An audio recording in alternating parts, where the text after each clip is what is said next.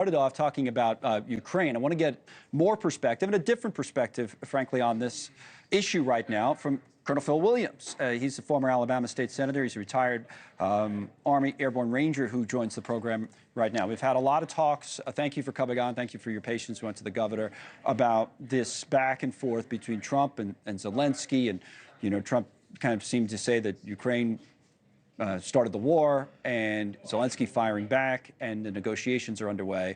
You may have heard what Niall had to say. We had some other guests who said some similar things, but I believe you feel differently. So what's your point of view on all this? Yeah, Connell, thanks for having me on today. Welcome. And yeah, I'll start off by saying, as a 30-year veteran myself and a veteran of 2 wars, as an old soldier, I'll just tell you, I know that every war has to come to a definitive end. You can't have perpetual war.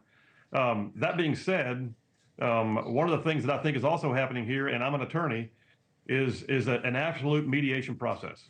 And the idea of mediation is that you come to a negotiated settlement, but not everybody's going to be happy.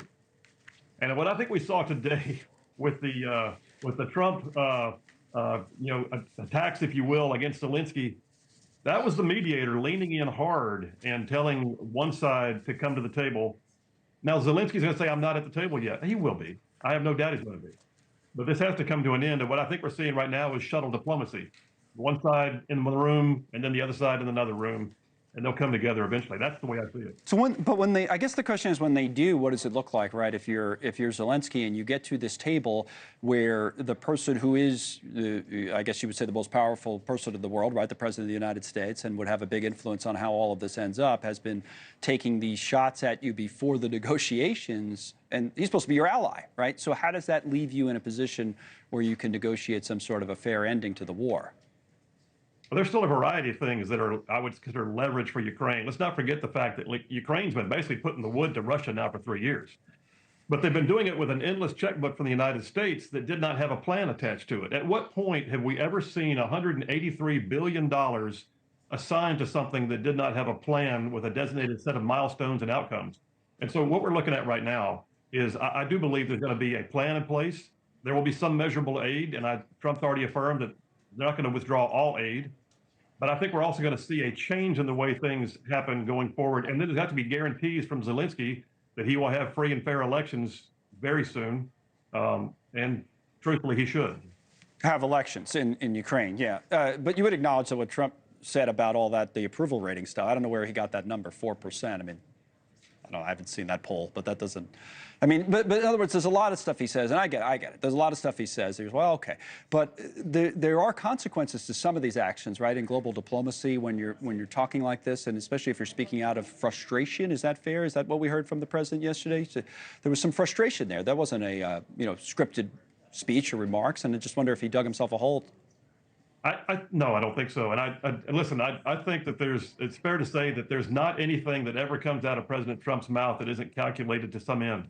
I really think that what you saw there was the mediator, and I can't tell you how many times as an attorney I've been in a mediation where the mediator walks in the room and tells you what you don't want to hear. And I think, and it's designed to drive the negotiation forward and to get people off of their status quo. Mm-hmm. And so I really think what you saw here was exactly that. Now, go back to the battlefield. This has got to come to a measurable end. 700,000 is one report of the number of troops that have been lost by Russia. That is unsustainable. Russia needs to see an end to this. Their own economy is suffering. And so I think there's going to be economic sanctions that will be threatened against Russia. I don't think this is a kumbaya moment between Putin and Trump whatsoever. It's just Zelensky's turn to be on the hot seat. So how do you think it ends with do you think Russia keeps all the land that it's gained, or the advances it's made, it keeps that? Is that how this ends, given what, where Trump's put the negotiations or kind of started them?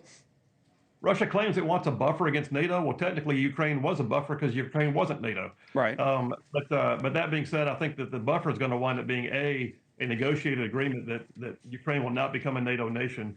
And then B, I think there'll probably be some territories along the eastern rim of Ukraine that may wind up staying in Russian hands.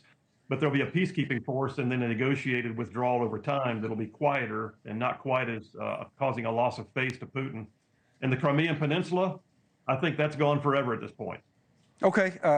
We thank you for your views. We're trying to get a bunch of different views on this. We thank you for joining us today, Colonel Phil Williams. Appreciate it. Thanks so much for watching. Just go to joinnn.com to find News Nation on your television provider. And don't forget to click the red subscribe button below to get more of News Nation's fact-driven, unbiased coverage.